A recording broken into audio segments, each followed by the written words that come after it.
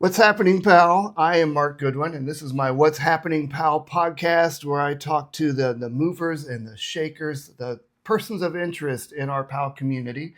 And today I am joined by Liberty Township Trustee Scott Donaldson. Hello, Scott. Thanks for Hello. joining me. Good morning. Happy to be here. Well, I appreciate you spending a little time with Mhm. me today, and I've been eager to talk with you on this podcast. So, you are currently a Liberty Township trustee, Yes, and how long have you done that? this is my third year. Well, I guess I've been doing it for 3 years. This is my fourth year of my 4-year term. Okay, fourth year of the 4-year term. And next term, you want to continue? Have you enjoyed it? I do. I have enjoyed it. I'll be filing, need to call the Board of Elections and see when I file and go out and get my petitions completed and signed and turn those in, and I'll officially be on the ballot for November of this year. All right, good. Well, certainly wish you luck with that. Thank you. I hope you continue serving us in that capacity. Thank So, you. our paths have crossed a fair amount in the PAL community as me part of the chamber and my business and what you do. So, yeah, I certainly appreciate all that you've done for the PAL community. So, give me an update on what's going on with Liberty Township and the things you guys are looking forward to this coming year. We have a lot going on. I think the thing that I'm most excited about is the new year, and the new year gives an opportunity to look back, but also to look forward. And I think looking forward, I'm excited about a number of projects, especially in collaboration with the city of Powell. Mm-hmm. So a lot of discussions are continuing to happen. I had a really exciting meeting with councilperson Ahmed about collaborating for cricket. There's an ever-growing community of people interested in playing cricket, and hopefully we can find additional playing space for them. We currently have a pitch in South Liberty Park Mm-hmm. that's primarily aimed towards youth, but it would be wonderful to provide a pitch for them somewhere else in our community. I think that would be really exciting. Railroad crossings continue to be Yeah. something that's very, very contentious. Mm-hmm. But I think there's opportunity for the city and the township to work together on our crossings at Jewett and at Liberty by the library. Yeah. So we've been having a number of discussions over the past year about how to make that happen, how to develop crossings, safe crossings for pedestrians and for bicyclists. Those conversations are ongoing. I think this is the first time that we've had a really meaningful path forward. So looking at improving those crossings in a staggered way so we don't have both closed at the same time, but in 25 or early 26, but hopefully, honestly, 25, because that would be very satisfying to be able to get that done. Mm-hmm. We are working on drafting legislation here in January, both the township and the city, to ask the Public Utilities Commission to consider banning hazardous cargo on 315, which it's never been done. It's not done very often in the state of Ohio. So the last application for that was in 1996. So we're going to start that process. I'm really excited about that. So what stretch of 315? Would that be north end 23 up to where, 270? Or how much of the 315 is that? Yes, there are a number of jurisdictional authorities there. Yeah. So ideally, with the interest that we have, it would start at, yes, the north end of the 23 and go all the way to 270, or it would depend on if Columbus would opt in. I believe that we have buy-in for Worthington Hills. We have not received word from Columbus. I would assume that we would, but it's never fair to assume or safe to assume. There are over 50 bus stops there, and thinking about there being some sort of an accident that would occur there, especially involving hazardous cargo, is something that is tough for me to imagine. It's something that keeps our fire chief awake at night. Yeah. So that's really important. Also, ongoing talks about maybe a shared parks use agreement or a shared use agreement for some of our parks. That would provide an opportunity for the city to do some more programming, especially in areas where we don't have. Meaning City of Powell. Correct, City of Powell. Thank you. Where we don't have robust programming, places like South Liberty Park or Wedgwood Park or Big Bear Park, areas where I think that there's a lot of opportunity for some collaboration and synergy. I'm excited about our continued operation with our fire department and City of Powell Hmm. Police. I think that both of our chiefs meet on a very regular basis. They're having really substantive conversations about keeping us safe. I think we're incredibly blessed to have both the City of Powell Police and our fire department. Hmm. Uh, I'm trying to think what else. We have so much going on right now. Yeah. Well, And one thing I've yeah, noticed as you talk about Powell a little bit is not that I've paid attention for a lot of years, but there seems to be a lot of cooperation and synergy starting to happen between the city and the township. And that's, I think that's a really positive thing for our community. it is. And it's baby steps because things have been so contentious for so many years. Right. That being said, I think our greatest opportunity is to grow together. And we're, I think, the most natural dance partners if you were to Right. say like that. I think Delaware is obviously interested in the North, but that being said, I think that I'd love to see the city and the township come to an agreement that would provide for continued growth Yeah. north and to do so in a cooperative way because that unlocks a lot of tools in the toolbox that we don't have, and then also for them it gives them a larger area to grow. Hmm.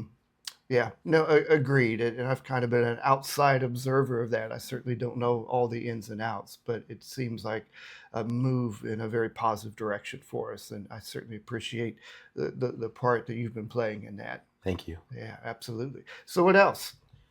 Well, I think something that I am very passionate about, and I think we may talk about this, but um, is business growth and business retention. Hmm. And I obviously laud the city for their hire of Sean Hughes. I think Sean's done wonderful things.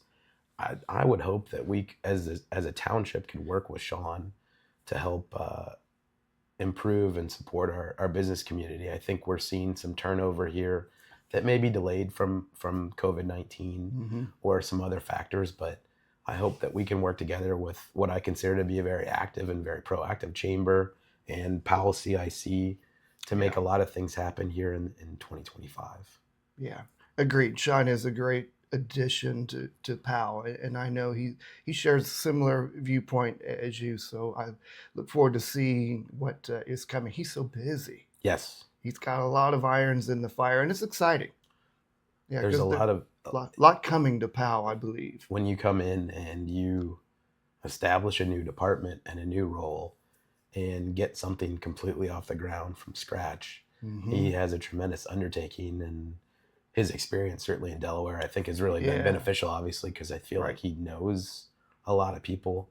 But I think he knows innately what to do, and I'm just really happy that he's here for us. Yeah, agreed. And Sean is going to be joining me on a podcast Awesome, hopefully soon because awesome. I think he also, like you, has a great message and a positive message that I would like to get out. So, what else is going on in Liberty Township? Well, our administrator has tendered his retirement, so he's going to be retiring. Hmm. So we have, I hope, an opportunity for some goal setting, meeting with department heads, and for the trustees to be really hands on as we move forward. Hmm. We'll post a position and start a search, but I think we have an opportunity. I hope to get somebody in and hopefully really collaborate with the city Hmm. and work on all those goals that I mentioned before. Okay. Um, well, I kind of like to back. And is there anything more about this coming year?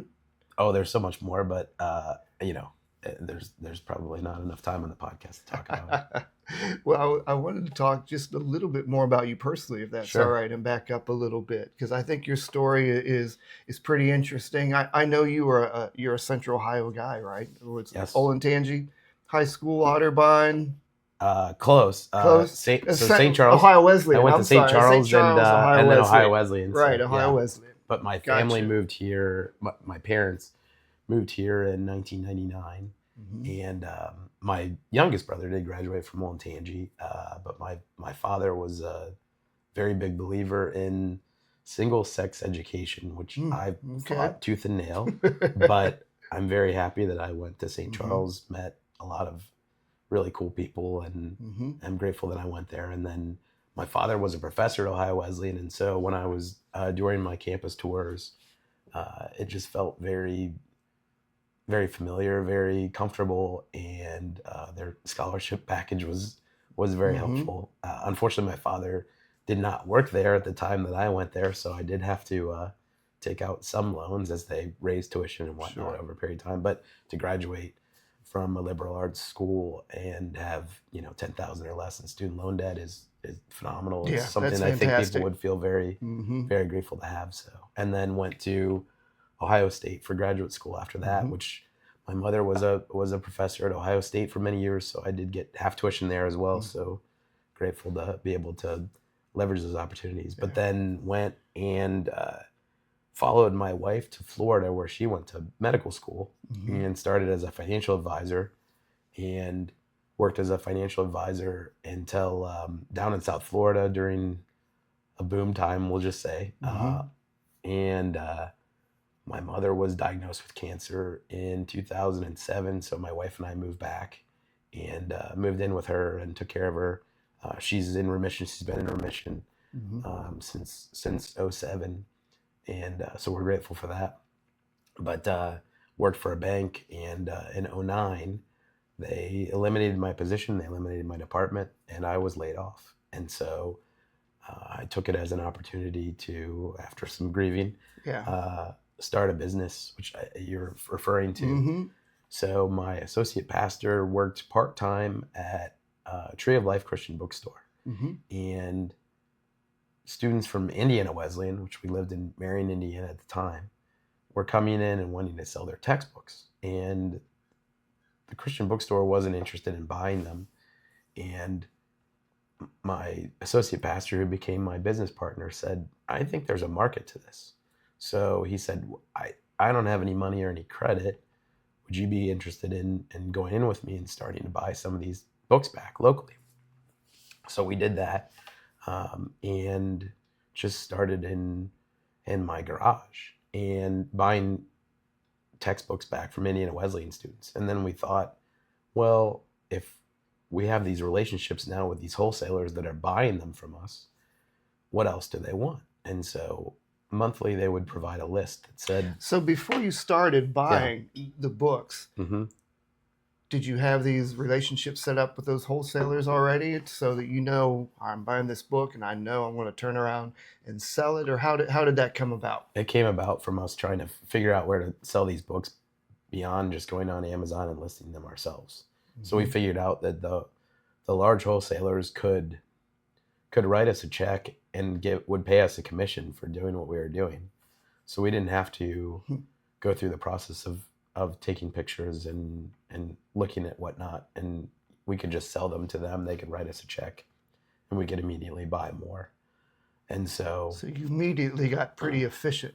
Yes. When that started to happen, didn't you? Yes. Okay. So, and then we enlisted another friend who was a computer programmer to start taking these lists that they were providing to us and creating a bot, which would scour Amazon and eBay, which is half.com, the Libris, everything like that, to find what we were looking for. So what started out as something that he and I both put $1,000 into, essentially went to, I think in the first year, something where we were buying probably $20,000 of books a month. Wow. So, and then we outgrew my garage, which was a 3-car garage. Mm-hmm. And then we started using his garage, which is a 2-car garage. And then we started to lease some warehouse space in the next year. And then gradually continued to grow until we were purchasing, at times $1 million in inventory a month. So we just continued to scale it until, so you must have developed a good relationship with a bank along the way. I'm guessing, so you could. We did make that kind of it really transaction. Helps working in banking to know what they're looking for. Initially, though, for the first, we'll just say almost 5 years, we operated solely on cash and My American Express. Oh wow! So, okay. But then beyond that, then they started to say, "Hey, what are you doing? What's the deal?" And they said, "Well, we just really, give us your last year's tax return, and here's a line for $250,000 or $500,000 or whatever." And started to really help us. But we were solely and continue to be a business that would pay off any debts or lines each month. So we never carried any debt or any balance. Just that was our philosophy, which is a good thing. Right. And a lot of American Express points. Yes, millions and millions of American Express points. So we took a really nice vacation to Disney. We got a cabana at Animal Kingdom, but largely he and I both cashed in our points for Home Depot gift cards Oh, for home improvement. So keep going. So what happened then? So what we found out though is the more locations that you have, the more books that they'll buy. So because we would reach a ceiling on, because they would say, well, we only want 10 of this title. And so we thought, well, if we have more locations, we could sell 30 of that title. So we had 2 locations in Indiana, which is where we lived at the time. And then my wife received a job offer that was amazing and allowed us to move back to Columbus, to Liberty Township, Powell, which is where we really wanted to be. And so we came back and I opened up a location in Powell here. And so we had 3 locations and things were really humming. And then the largest organization came in, I don't know, maybe 8 months after we came into Powell and said, you know, we're paying you all this money in commissions, because at that point it was a 35% commission on top of that's nice. what we were paying, making on each book. And so they said, we want to buy you out. And they made us an offer. And at the time, my children were, 1 and 4. And you just never get that time back with them. So we accepted the offer. My business partner moved down to Florida and I think was still doing something in that capacity to a smaller scale, a little bit different to the terms of our agreement. But I completely backed up and have not done anything with that since we sold. We had talked about doing, things with buying things at, Walmart on clearance and reselling and a variety of things, but just nothing seemed as turnkey or as successful as the books were. So how long after you sold the business did you start getting involved in the local political scene? So about 2.5 years after I'd done quite a bit of home improvement and whatnot, and as the kids were entering school, OMTNG has a staggered kindergarten schedule. So I think it's like Monday, Wednesday, or Tuesday, Thursday, or I guess Monday, I can't remember what it is, but you essentially only go 2 or 3 days a week. So as soon as they were both off, felt like it was a good idea to run. I felt like in 2019, there was a move to outsource our EMS to Delaware County. And That's right. It was very controversial, and I felt like it was really handled poorly. And I had a strong desire to run. So I did run, and I ran into a buzzsaw. I had a really tough time running in 19, but that was, for my first time running for anything and figuring it out. And so I learned a lot of lessons along the way. I worked really hard, and I think it really helped carry me in 21 when I did win. Right. Gotcha. So had getting into politics been something that had been on your radar for a long time, or was it that particular issue that just kind of got you thinking, I can step in and be a part of this process? That issue pushed, I think, what had been there, and a very supportive partner, my wife, really believed that I could make a difference. In 2009, when we moved to Marion, Indiana was facing some very tough choices. They, like many other communities, had businesses that were closing, people being laid off. And so GM was threatening to close down their stamping plant, consolidate operations to Fisher Body in Mansfield. Ball Foster had been acquired by Bain Capital, venture capital firm, and they were looking to move operations down to Texas, which they did do. Thompson Electric, which makes Christmas lights, were moving everything offshore. RCA, which they were making TVs, projectors, whatnot, They completely shut down, offshored. I believe moved to Mexico. I can't remember. Dana Axle closed down entirely and consolidated. And so you have these huge industries within a town of about 60,000 that shut down overnight. And a town of 60,000 went to 30,000. So you Oh, have wow. blocks of Mm-hmm. homes that now don't have anyone living in them, Mm-hmm. and a tax base for a city that can't support yourself on.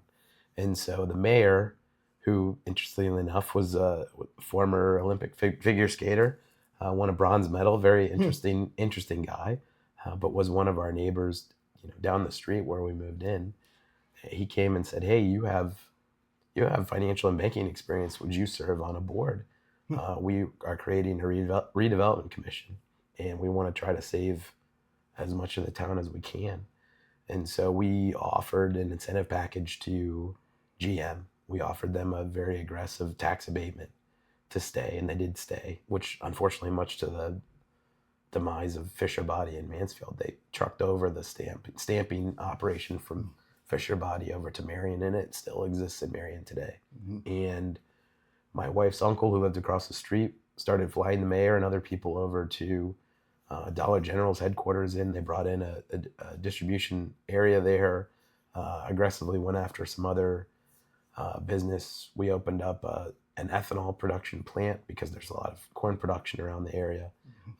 Cardinal Ethanol, which is still very successful there, but saved, I guess, what we could of the city. And the city still had to essentially bulldoze blocks of homes. So there are still blocks that used to be there that are grass, and they're still working towards revitalizing and working on that. But I think they have a good base. But through that, I felt like I was a help to the community. I felt very passionate about trying to help business and help support the people there, and felt like I did a lot of good. I felt like it was very satisfying. Mm-hmm. And since then, I've always wanted to serve. And so this was a great opportunity. Well, nice. Well, that's a pretty unique background and experiences to bring to the table as you serve at Liberty Township, right? Mm-hmm. So you've got the banking and the finance part. You've experienced what went on in Marion, Indiana, up close, it seems, right? Plus the entrepreneurial venture that you had was quite successful. Yeah. I mean, I love that story. Well, we had some failures too, and you learn as much from failures as you do from success. So I think a lot of experience, if viewed as learning experience, can be really valuable. Yeah, no doubt. So I'm sure that really helps influence you as you consider all the things that are on the table at Liberty Township. Yes. Yeah, that's a nice background to have. We have a really good team. I think Trustee Newell is a civil engineer and planner, and that's really helpful in a rapidly growing community like we have, and especially with a lot of pushback from residents on what makes sense as we grow. Mm-hmm. How do we set ourselves up for success in the future as we grow? And we will inevitably grow. We are growing. Mm-hmm. And Trustee Eichhorn is fantastic in her experience and involvement. She's been involved and on the board for 3 terms now, and so just her experience is great. Mm-hmm. Surely we can always turn to her and say, "Hey, we're thinking about doing this. Have we tried it before? How did it go?" Yeah, it's been great. So I think we have a great team, and look forward to what we can do in 25. Yeah. So down the road, what's next for Scott Donaldson? If you've had this taste of politics and serving, I mean, what's the next rung on the ladder for you? I don't know. Mm-hmm. I think the one thing that I was told, this was going door to door in 2019. So I was in Bainbridge Mills and knocked on a door, and this gentleman came to the door and said, "Hey, I'm not going to vote for you, but I appreciate you coming to my door and doing the work." And what I will tell you is that I served for many years in another area, and the most satisfying thing about being involved in local government is that you live in the community that you serve. Yeah. And he said, just enjoy it. If you get there, enjoy it and be a part of as much as you can. Mm-hmm. And it's tough because there's so much going on here all the time. but that's been my focus, is try to enjoy, what we do here. Yeah. Walk in the parade Mm-hmm. and go to the ribbon cuttings and Right. do all that stuff, because it's awesome. It is, and it's a great community. And Yes. the ribbon cuttings are a favorite of mine. I love going to Yes. those. I love seeing new ventures get started. Yeah. Yeah, that is exciting. So, a couple more personal questions, if Sure. that's all right, before we Sure. wrap Of up. course. What's a I'm sure you're a reader. So, what is a book you're currently into, or a book that you've read that you're like, I wish everybody could read this? A couple. So I have diagnosed ADHD. So I'm all over the place, and I'll Mhm. read a couple of different books at a time. So, I'm but like that too. I'm and partway through 3 or 4 books at a particular moment. I am still involved with Ohio Wesleyan. One of our alums is Richard North Patterson, who's an author, Mm-hmm. and he has a book, The Spire, and it's actually based at Ohio Wesleyan. It's a little interesting, the story, Hmm. but an obscure one, but always an interesting read. I think that's the one I've probably lent out the most. Okay. I have another fraternity brother, dear friend, who's written his third book. It's called Project Blackjack. So his family is the Crosley family of Cincinnati. So early pioneers of radio. They own the Reds. Mm-hmm. And during the war, they developed a proximity fuse for bombs and World War II, I should clarify. And so this story is historical fiction about things associated with that development. So started that. He sent me that for Christmas, and that's really interesting. The one book that I always recommended to my clients when I was in financial advising and banking, and I don't know, I'm sure you've read it, The Millionaire Next Door. Yeah. I find it Mhm. fascinating to know that the habits of people who accumulate wealth, in my opinion, Yeah. through simple methodology, which is living below your means and saving. Right. Gotcha. What about any particular series or TV show you're binge watching right now or like to?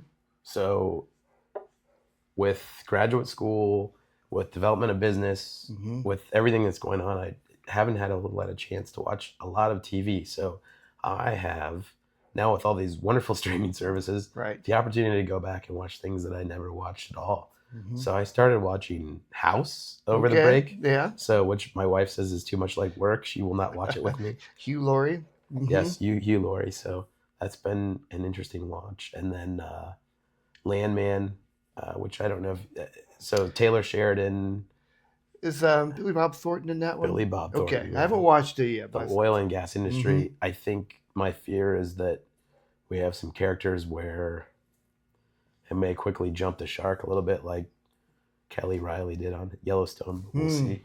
Okay. We'll see. Mm-hmm. Gotcha. And finally, I know, Scott, I'm a music guy, but I always Yeah. like to ask people what, and you've got a little bit of a music background too. What do you like? My favorite band of all time is Rolling Stones. All right. And I need to see them again in concert. I know that they're not spring chickens, although I think Keith Richards is He'll maybe never immortal. die. He's immortal. Yeah, he Like will a never cockroach. die. If the atomic bomb hits, Keith Yeah. Richards will still be playing the guitar, I think. That's funny. But I think the last time we saw them was in 2013. We went to Chicago and stayed in the athletic club at the top of the Board of Exchange and took the L to out to Chicago, United Center, and saw them play. And their special guest was Taylor Swift. It was a very unique concert. It always is a unique concert. So probably my favorite band is the Stones. All right. And then I would say probably close behind that, we did for a while tour or try to attend concerts for people who we felt were the most skilled at guitar. Oh, and so got to see Eddie Van Halen a few times before he passed. B.B. King, unfortunately, a little bit late in his career and his life. I think some diabetic yeah, that's right. issues. But still, I mean, he could still play. And the most important and the most B.B. interesting. King, always the right note at the right time. And Not a shredder necessarily, Yeah. right? Like Eddie Van Halen and others, but yeah. tasteful. And but the most interesting were his stories between between sets, between songs. Mm, That's yeah. what I'll take away. So, but Clapton, I've heard Clapton 6 times. Hmm. Saw him last year here at Value City, or Schottenstein. So those are kind of my favorites. I need to compile some others that I think I need to see. Obviously, we need to get back into it, but that's another Okay. passion. Great. Well, Scott, And yeah, I was go going to ahead. say, Mark and Renee. I mean, come on. I always Not a enjoy guitar seeing. player, No, but no, very skilled keys, and also thank you. percussion and everything else that you Uh, need to be. Thank you. Appreciate that. Yeah, So, well, Scott, thanks for sitting down for a few minutes with me today absolutely. and talking about things. I appreciate it so much. Yeah. So there you have it. What's happening, pal? And if anybody would like to reach out to you, if they have some Yes. interest on what's going on in Liberty Township, how can they get in touch with you, Scott? My bio and information is on our website, but my email is sdonaldson@libertytwp.org, and my cell phone is 614-205-7205, and that's also on the website as well. Reach All out right. anytime. Fantastic. Thank you, Scott. Absolutely. Thank you. Mhm.